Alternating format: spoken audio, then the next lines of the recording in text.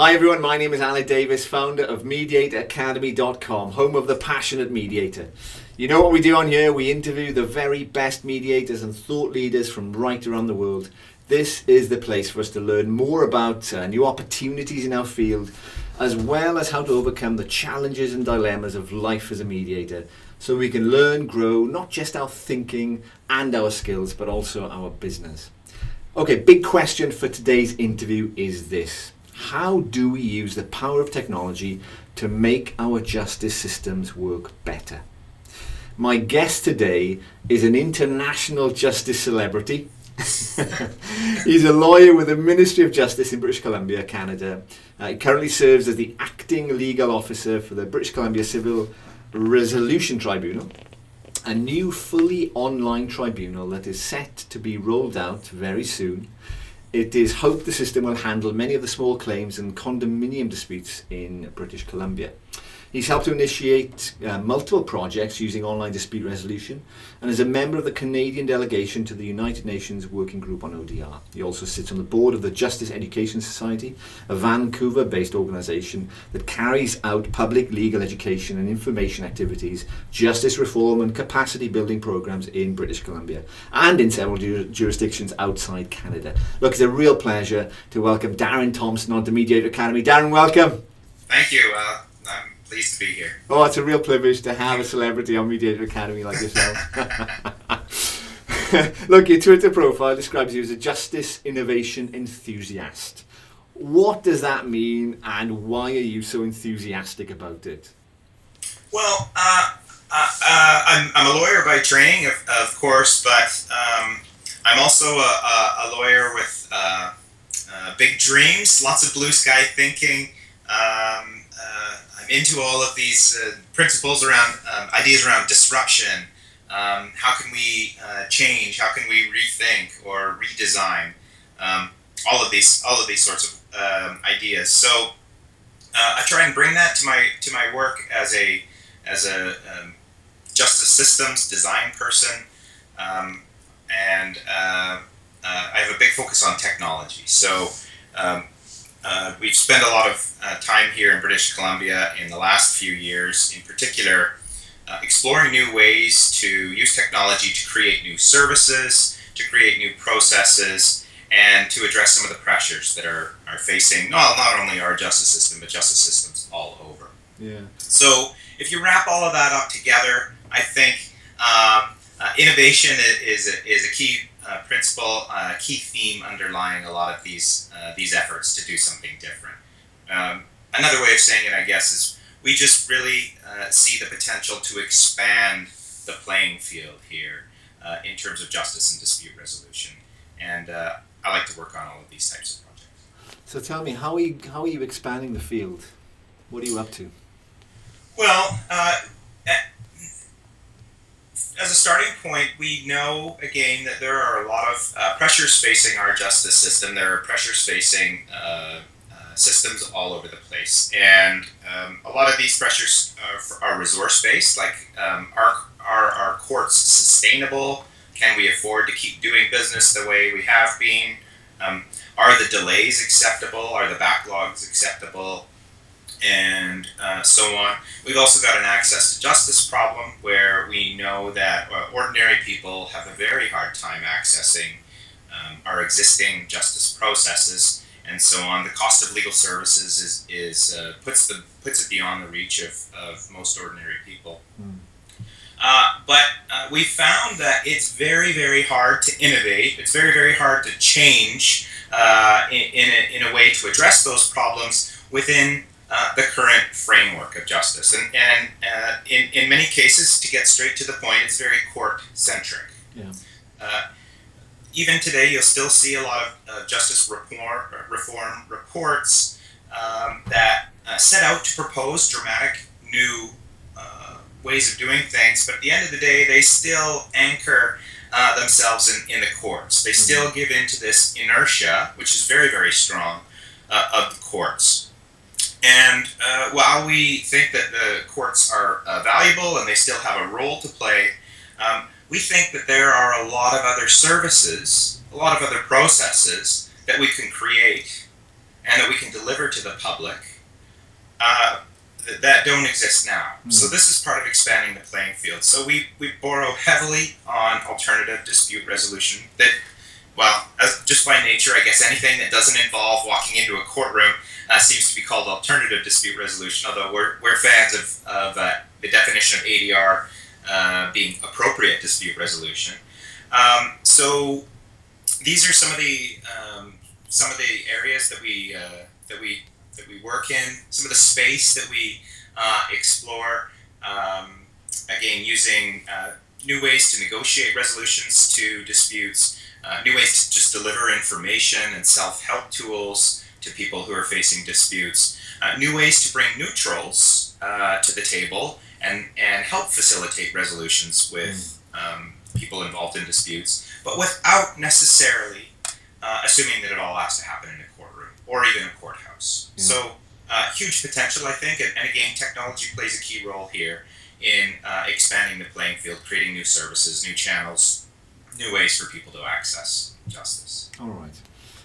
Tell us a little bit about the Civil Resolution Tribunal, which you've been instrumental in pulling together. Is that right? Sure, I'm a member of a multidisciplinary team that's been working on this for a few years.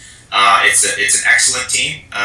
We're a bit of a rowdy bunch, and we have a great time advancing all of the initiatives that our Ministry of Justice lets us explore. So, the Civil Resolution Tribunal is it's an administrative tribunal. It follows an administrative tribunal framework.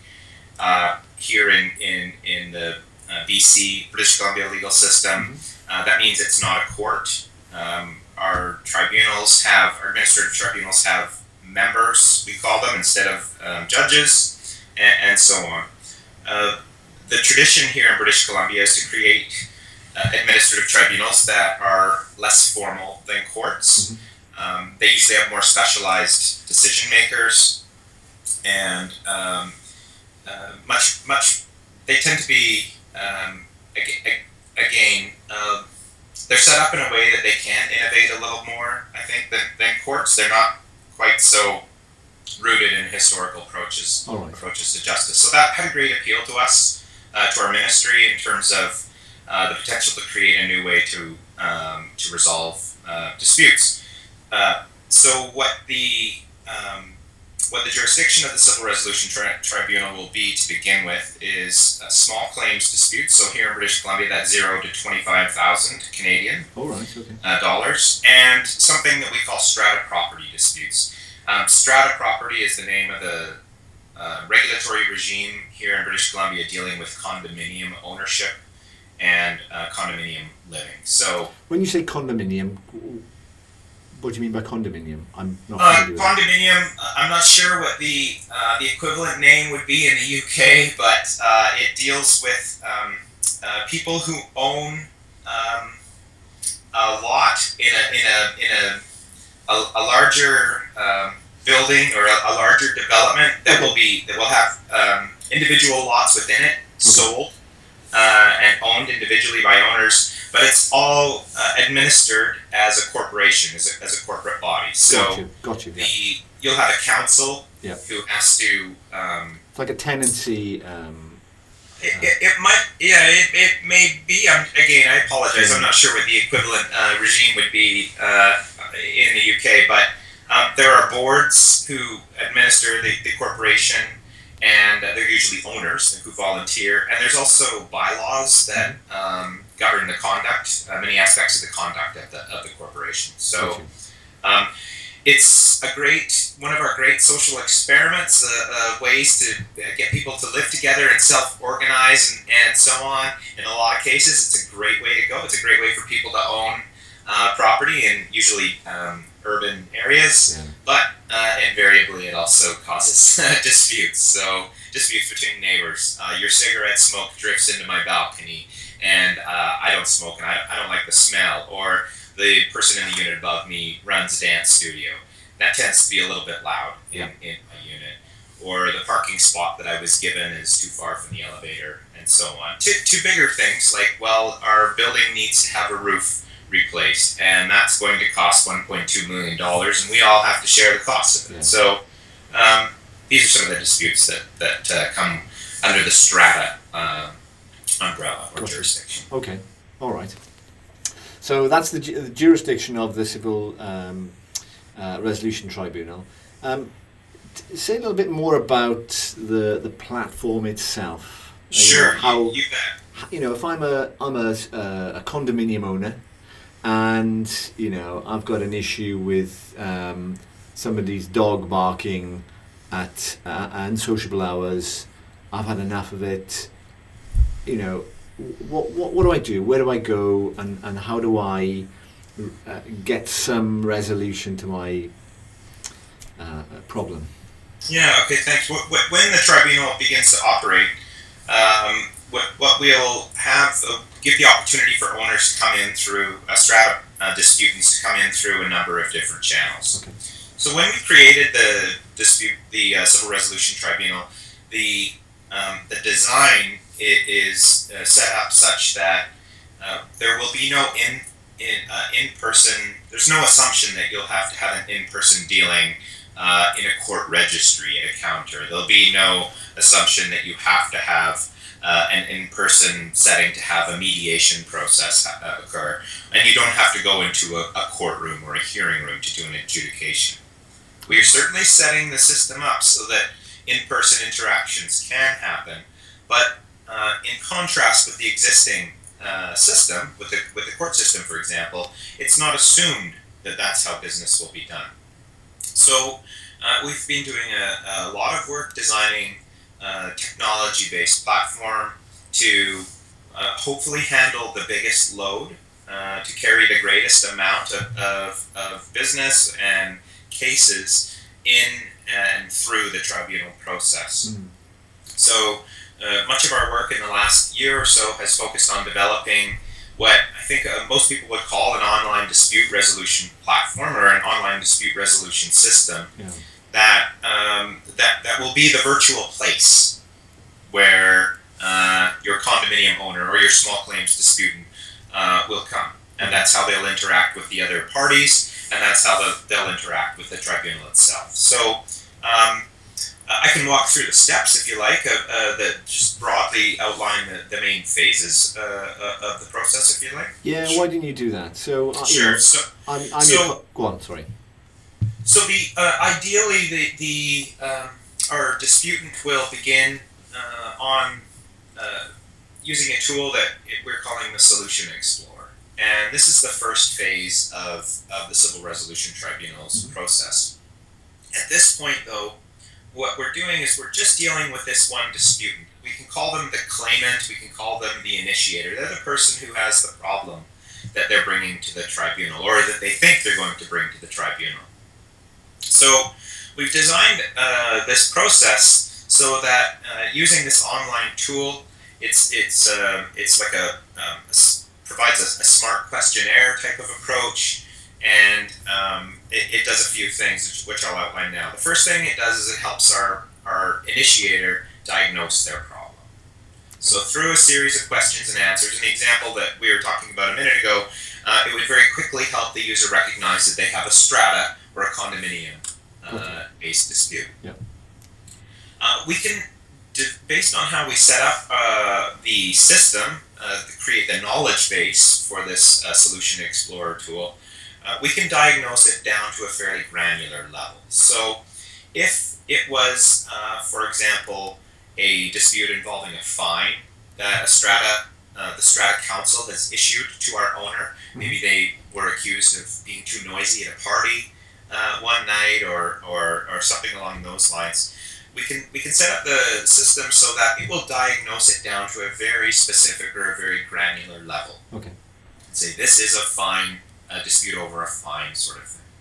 Once we've got that problem diagnosed, the system can start to offer many other services now to our user. The first thing that they can do is they can give them specific information. So we know that out there in the justice system, there are a lot of people who are not lawyers who need help, and they don't know where to start. There is lots of information out there, lots of great organizations pushing lots of information out there, but it doesn't always get connected with the user when they need it. Here, we've diagnosed the user's problem, and we can start to pinpoint. We can deliver it straight to the user, right at that moment, once the problem's being diagnosed. And moreover, we can give them very, very specific information. It's the idea of tell me only what I need to know. I don't want to read a 20-page PDF document that's online that might talk a little bit about my dispute, but it might talk about lots of other things and talk about it in a very generic kind of way. Here, we have diagnosed the problem so we can pinpoint and give them very, very specific information to the user. So there's problem diagnosis and information. Yeah, sorry. Just in the problem diagnosis, so let's say I'm going through and it'd be like a triage service, it sounds like. Yeah. Where I'm box ticking, okay, I've been issued a fine and I want to dispute the fine. Tick that box. What happens if I don't see my option there? Do I have a bit of free text? No, we're avoiding free text in this system. So to describe it in technology-based terms, it's an expert system. Okay, so it's set up so that we go out into the world and we deal with subject matter experts. This is a process we call knowledge engineering, where we acquire the expert knowledge from them and build it into the system. We structure it in a way that it can be input into this system, and so the users can interact with it. What we'll do is we'll ask the subject matter expert, try to think of every possible issue or question or problem that we need to ask, or every possible answer that we can provide for the user to select. If we don't do our jobs as well as we would like and we miss something, then we will have at various points sort of escape valves where we can say to the user, if none of the following address your particular problem, click here, and then we'll get out into what we expect to be a multi-level or a multi-stage help system. So, for example, a first stage might be, in effect, saying, are you sure that the answer wasn't there? And maybe try and provide the information in a slightly different way. So that the user can say, oh, okay, now I get it. Okay, I have to go back and click that other answer. The second stage, or a higher level stage, might be asking for a virtual chat with someone at a help desk sort of thing, if it's certain hours of a day or something. It could also be filling out a form that then gets emailed into our help desk, and it says, I've gotten to this point, I can't find the right answer for my situation, and that might cause our help desk person to say, well, actually, we need to take you back here because there is the right stream there. You just kind of got off course. It could also be our help desk person though saying, you know what?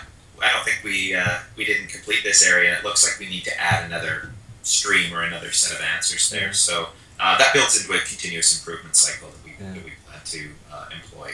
And I guess the person on the help desk doesn't really tell them that their problem is just a ridiculous one and they should go and not that. That might. I'm not going to say option, right? That'll never happen, but that's not the idea here. No, our idea is to, of course, in all seriousness, is to provide service and guidance and the right information to our disputants. Okay.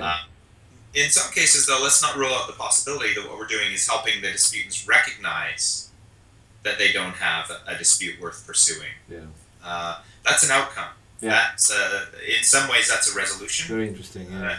And if that's the best thing for this user, if that's the guidance that we can give, then it would be appropriate in some circumstances. Yeah. All right. So problem diagnosis. And we've given them information. And then the other thing we can do, since we've diagnosed this problem, is we can give them some self-help tools. Okay. So self-help tools, in technology terms, they're still pretty basic.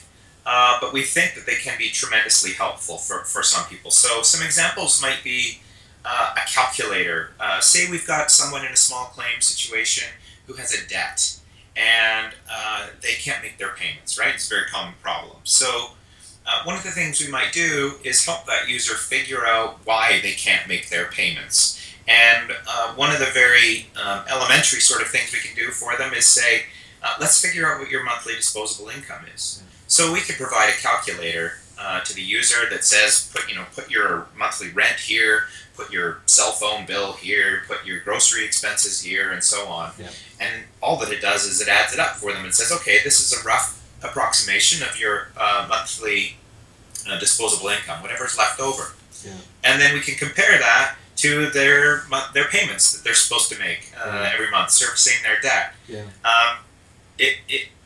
If it shows that the monthly debt payments are bigger than the disposable income, then we've now given this user a good idea about why they're in trouble. Yeah. And so it's different things like that where we can help.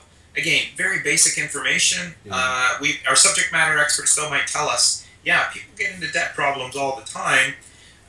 Some people very frequently, and it's because they don't have a good handle on their finances. Yeah. So let's help them address that and with a very simple tool. Yeah. But the most common tool we expect to use is a letter template. So the letter template, you can probably imagine what it will look like. It's just a word processing sort of opportunity or tool on the site that will provide some opportunities for the user to put in their own custom information, their own name, their own address. They might be describing their own dispute.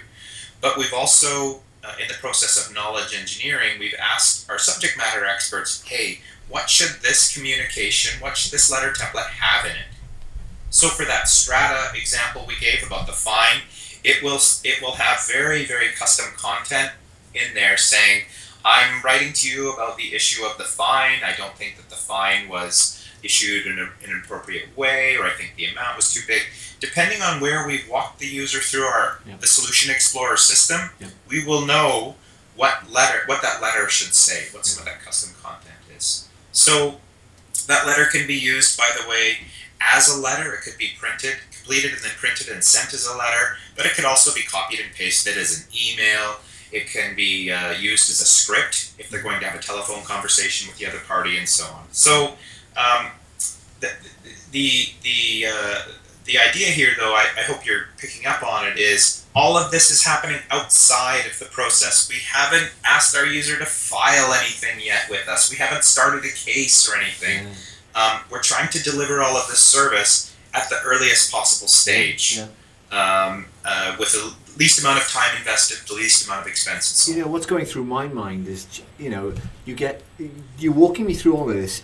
One gets a real appreciation of, how time consuming the whole process is, if it's in person, and how resource heavy it could be.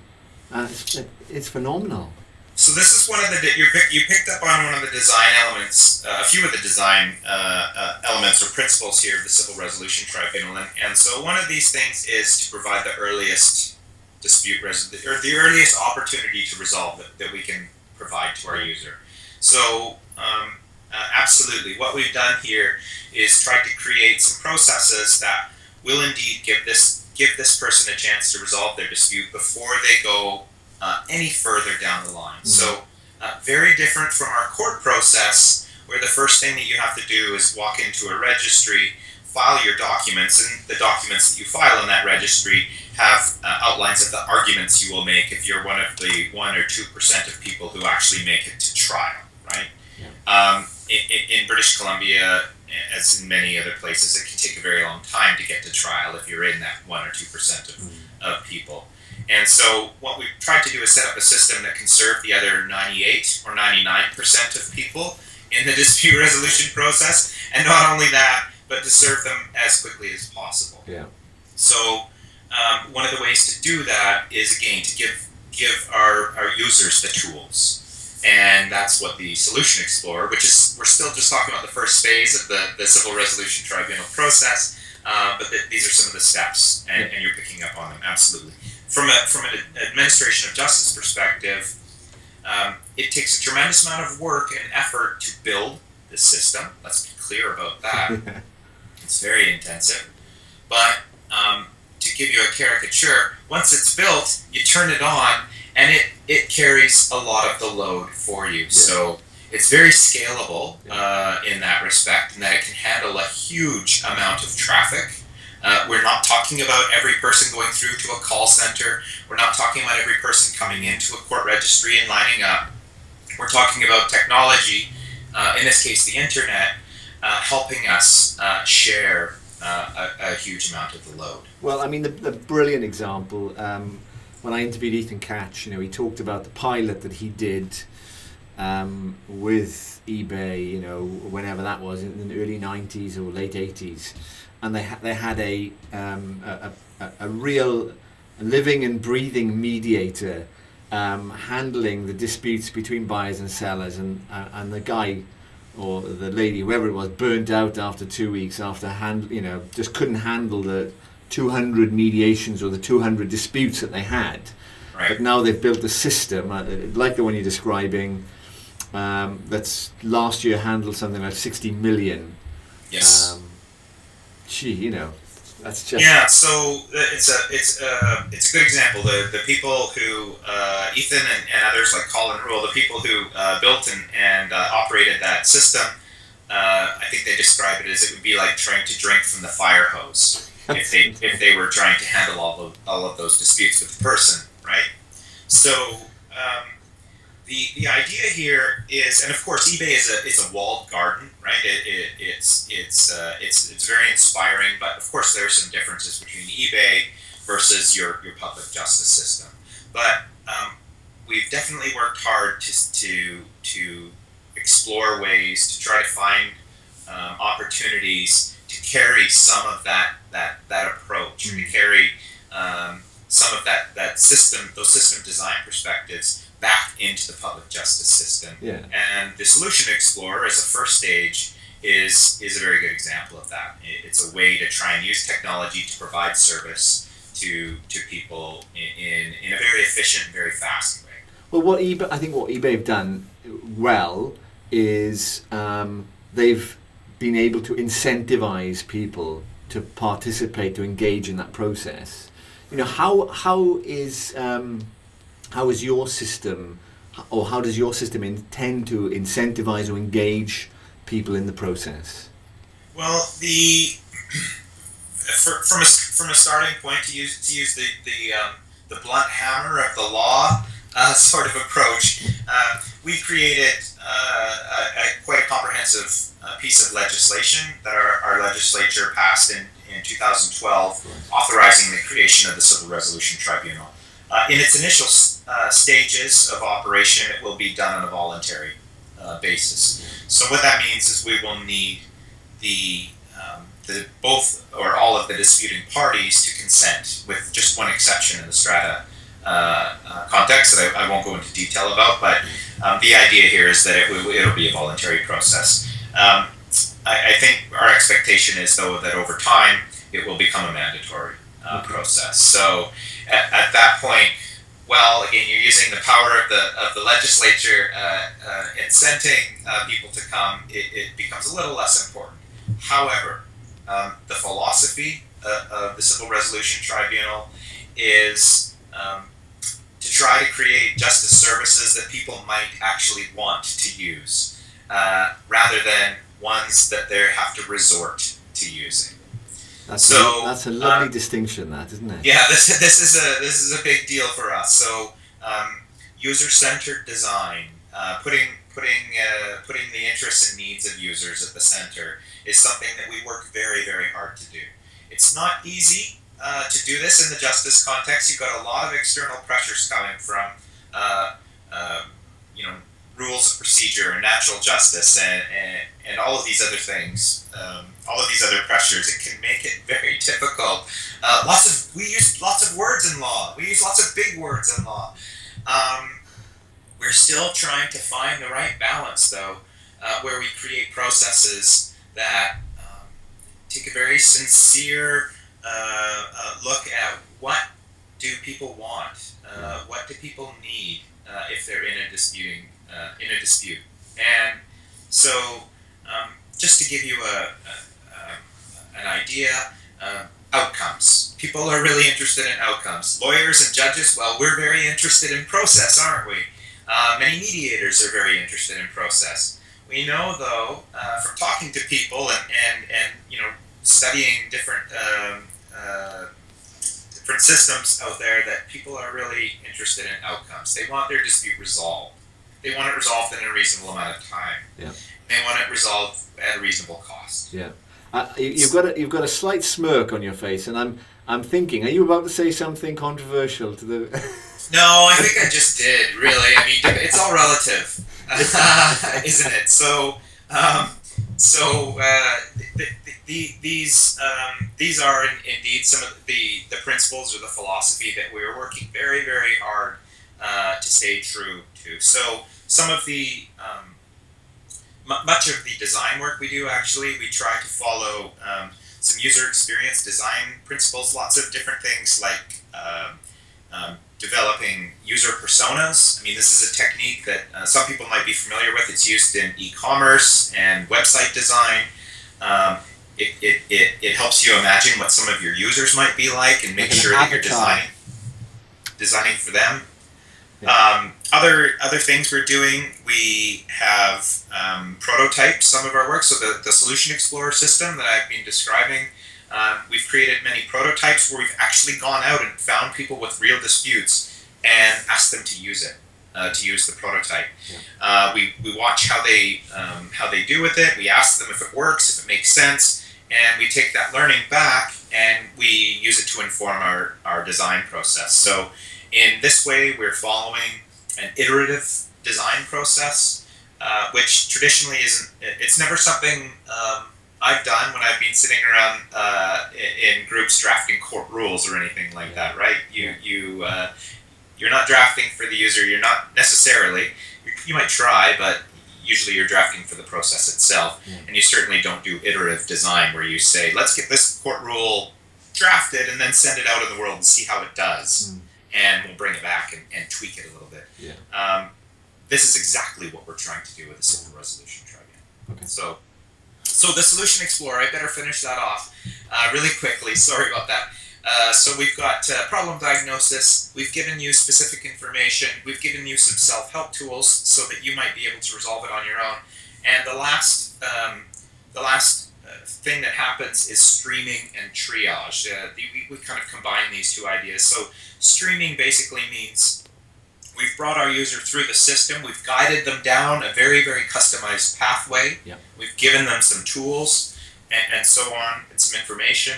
And we will tell them at the end, if you're not able to resolve it on your own using the tools and information we've provided, here's what you can consider for the next option. So the next option in many cases will be the Civil Resolution Tribunal, the further phases. But there might also be other places where we'll direct people, other service providers and programs around. It might be that you don't belong at the Civil Resolution Tribunal, so we think you might want to go here. The aspect of triage for us just means doing a little bit of work to try and identify especially high areas of need. So it might be that a user is in a really difficult situation. Their circumstances are such that they're not well equipped to handle the dispute resolution process on their own. Maybe we need to refer them out to another resource provider. A very easy example, to go back to that debt example, might be maybe you need to see a debt counselor, and that sort of thing. That might be that's the best option for you. So those are the 4 phases, and it ends with streaming and triage. So after that, I mean, I can try to very quickly describe the subsequent phases of the Civil Resolution Tribunal, if you like. That was only the first phase. So the first phase is really getting them as far down through the process as possible, so that they can get the information that they need, reach a resolution or an outcome earlier on before actually engaging with the other parties. That's right, and at least before engaging with the other party through the formal process. Right. So we encourage them with the letter template and so on, that type of tool, to try to resolve the dispute by engaging with the other party, but they're doing it outside the system. So it's this very radical idea that you should talk to the other person to see if you can resolve the dispute. We know that that's not always going to work. We're fully aware of that. In fact, we know that some people won't try. But we want to give them the chance if they're willing to try, and if that user thinks it's appropriate and worthwhile.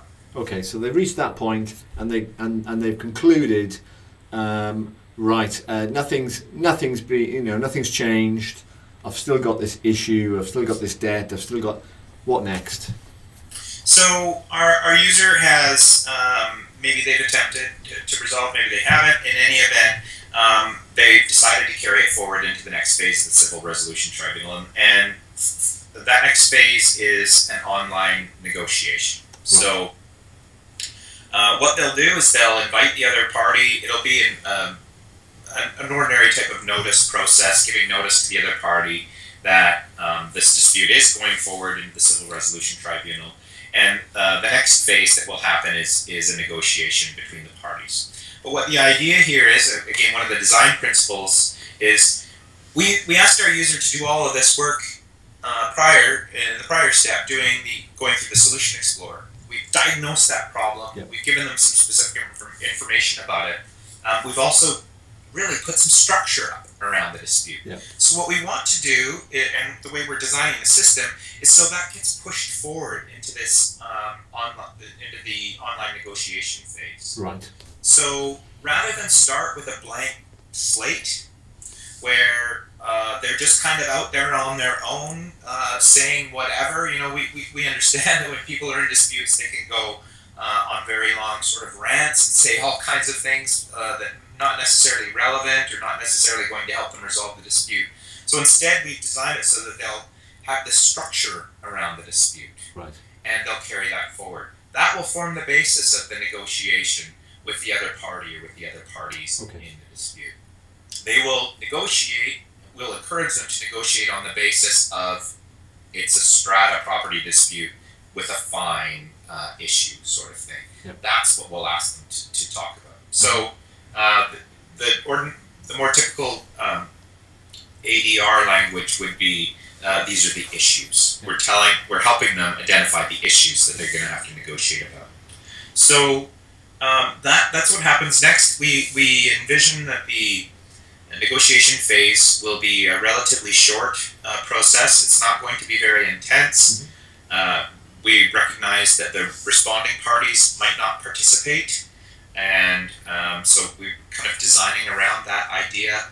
But our goal here is to take the cream of cases out of the system that don't need to go further along. Okay. There is a percentage of cases, albeit maybe a small percentage of cases, that just needs a little nudge, and they will resolve. Yeah.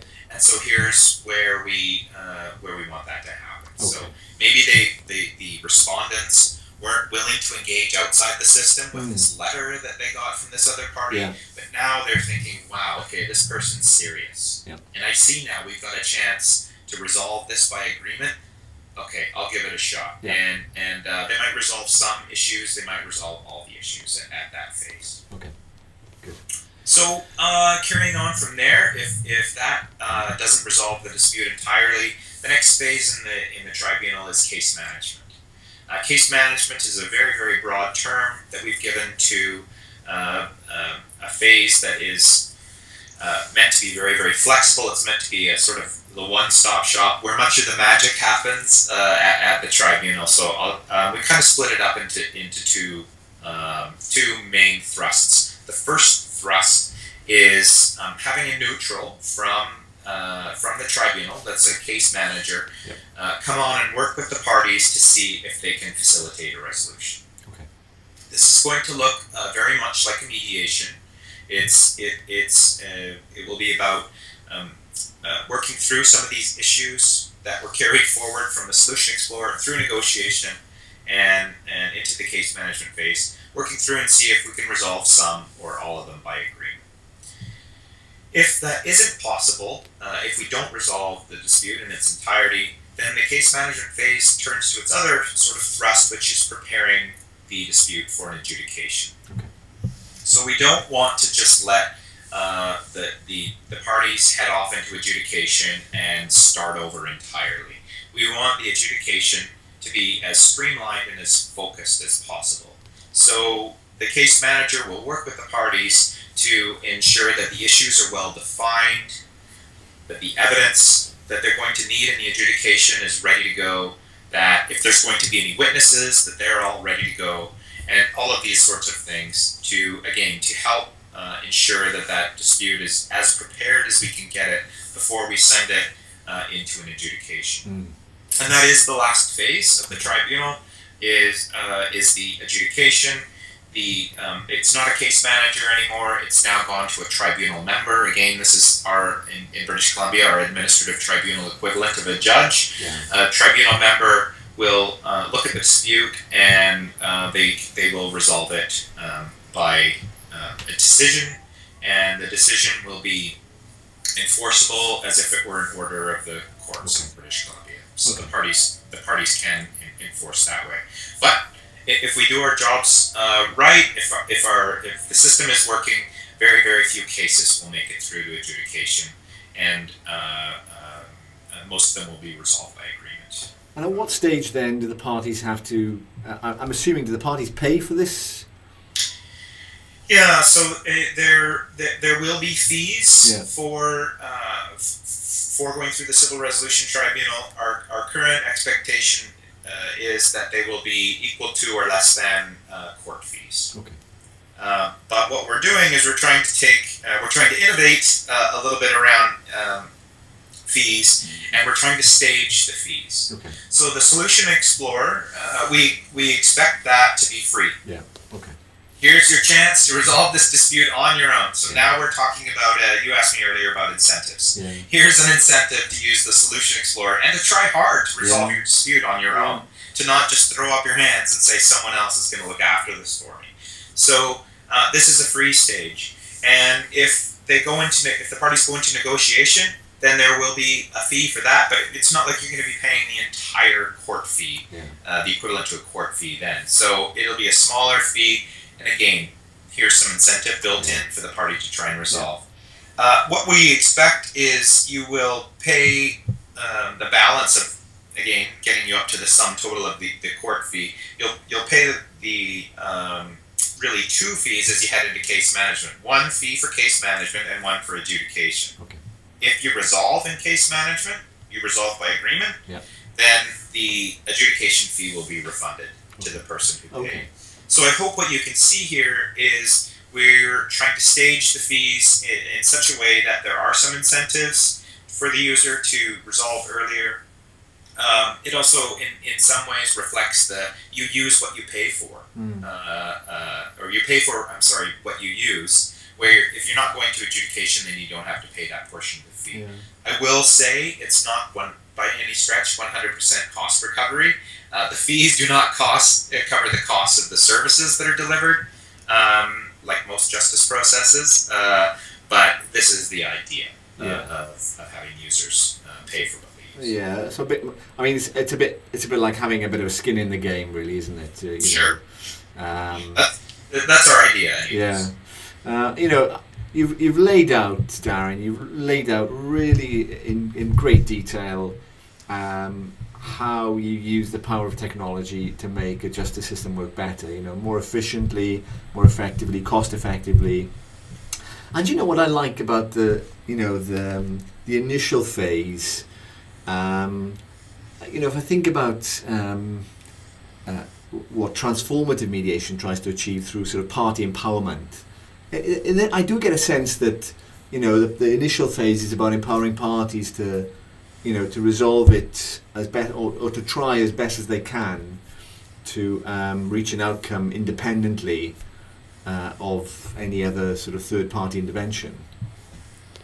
Yeah, so this is of course, there's lots of literature out there around empowering users to take control of their disputes, and we're very sensitive about it too, because the justice system, many processes are set up in a way that an ordinary person can never learn enough about it or understand what's happening. So the first idea is that we have a great opportunity here to sort of start over Yeah. in BC in creating this tribunal. So that's the first idea, is that you create something that people do have a chance to understand. Yeah. But you're quite right.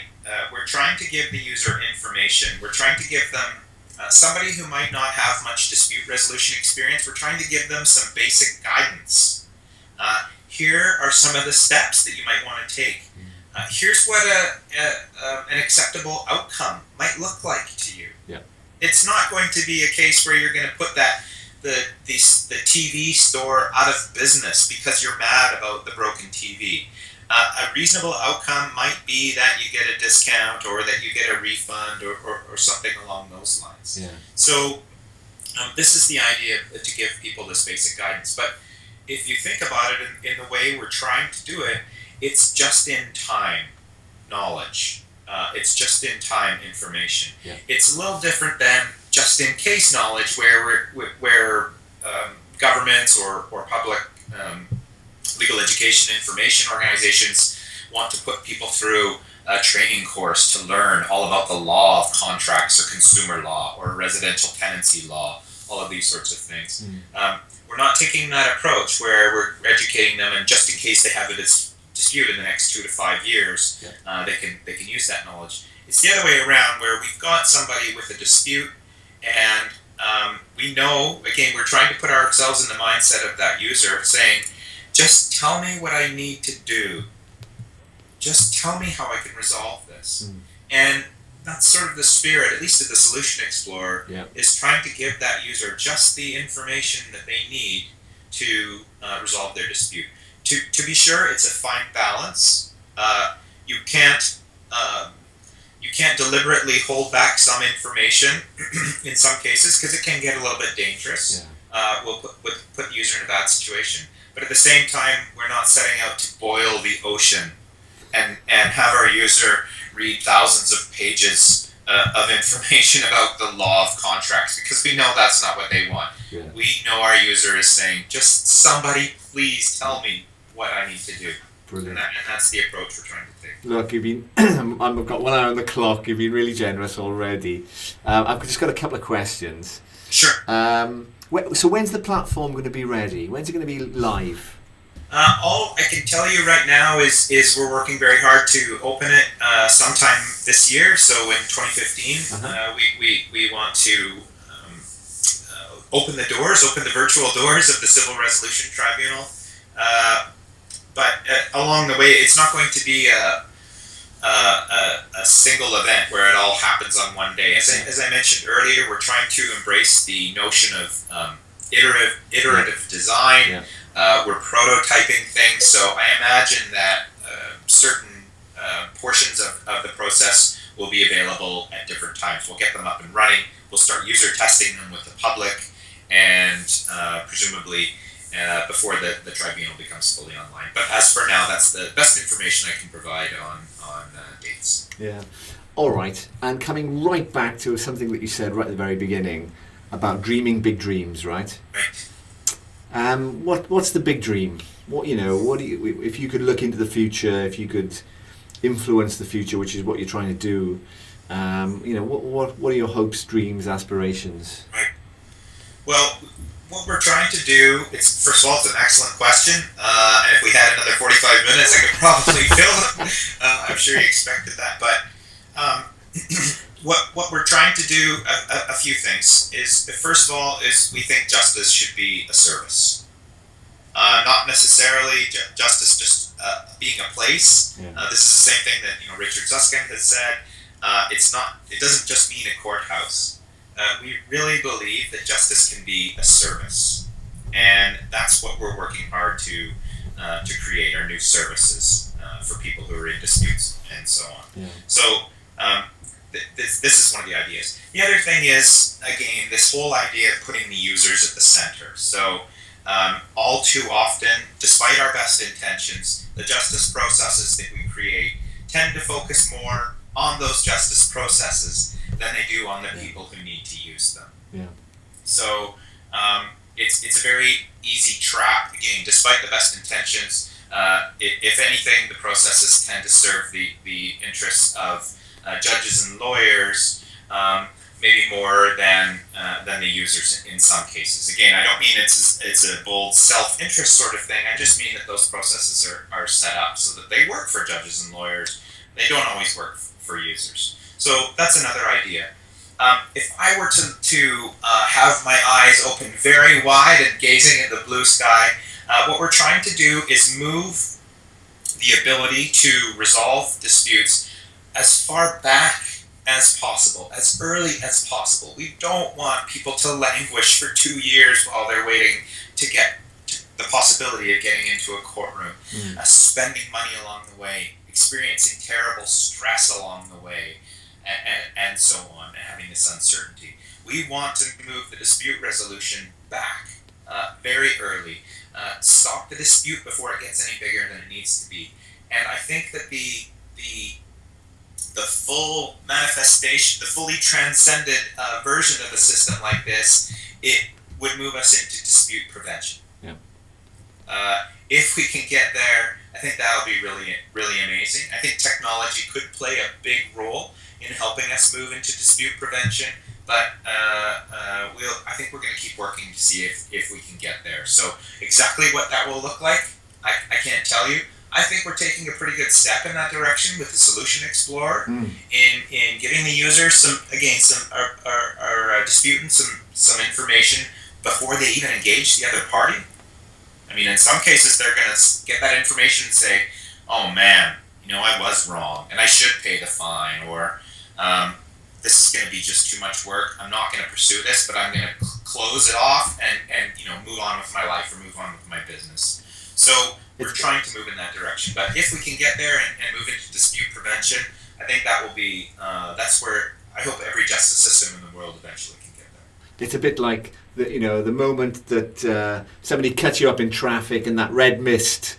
What you're accomplishing with that initial phase is helping that mist settle, so you get a little bit of perspective and a bit of reflection time, but you're sort of being guided through that process. Yeah, absolutely. I think we're starting to see some examples of different systems like that. The Dutch system, the Rechtwijzer, pardon my Dutch pronunciation. There's Martin Langham has a system for road traffic disputes there in the UK.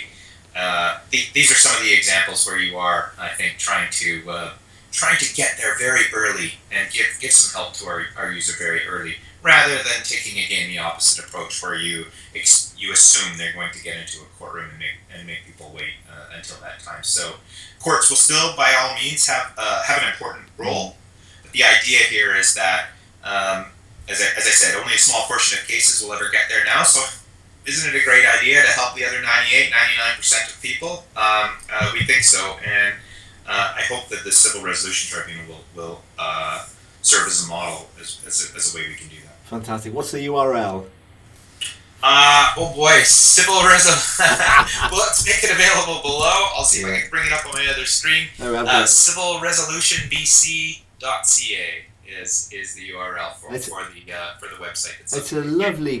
It's a lovely sort of clean looking website, Yeah, the team members, including the chair of the tribunal, Shannon Salter, they worked very hard to set up a site that would be engaging, still be pretty light, and also set the right tone. Again, we're writing for ordinary people, not dispute resolution professionals, not justice stakeholders. We're writing for the average person out there, so they work very hard to bring it into that tone. I think they did a nice job. I think they've done a really lovely job. It is very subtle. What do I know about websites? But just looking at it, looks like a blog. It looks like who's your chair? The chair. If you go into the About Us portion there on the main menu, there's a page for the chair. Her name is Shannon Salter. She's very dynamic and enthusiastic. She's really keen to get going. She knows she has a big job ahead of her and an unruly team to work with and organize all the time. But no, she sets a great tone, and she has a very strong commitment to increasing access to justice, and wants to carry us forward into implementation and beyond. Brilliant. Darin, look, it's been a real pleasure. I really appreciate your time, and it's been a real insight. I can tell you're passionate about this. We could talk for hours, I'm sure.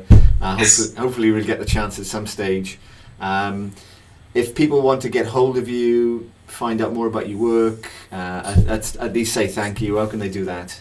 I've set up an About Me page, so if you go to about.me / Darin T, DARINT, that will get you linked up with all of my social media channels, including my Twitter and my LinkedIn page and so on. Brilliant. I'll pop that underneath the interview when it goes live. Let me say a big thank you, Dan. Have a great day, and let's stay in touch. My pleasure. Thanks again for the opportunity. Thanks, Darin.